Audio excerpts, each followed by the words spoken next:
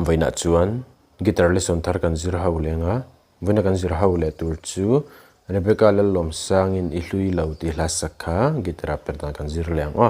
hela hi original a chuan F sharp in la a bar chord per tur me tur tam em awangin ke po hi 6 fret a karon vo lenga C in lang sanga F tuna me the heti pon me the ka chu kan thu niama G minor A minor D minor E minor abridge B flat kan hmang te lang heti han kan strum a verse le a chorus ho chu hano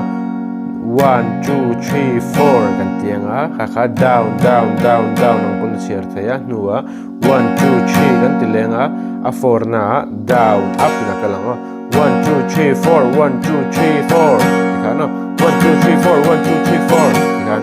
down down down down down down down down up down down down down down tina kalang oi hlui lo hlui mon lo kat lai don dung suang to na chuan isuna na azuren chesi mga dalgarang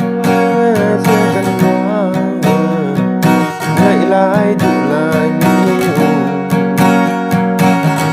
kadon dung ru krila ya tlong chen ni hlui lo nge down down down down down down down down up tikhana kala ni chu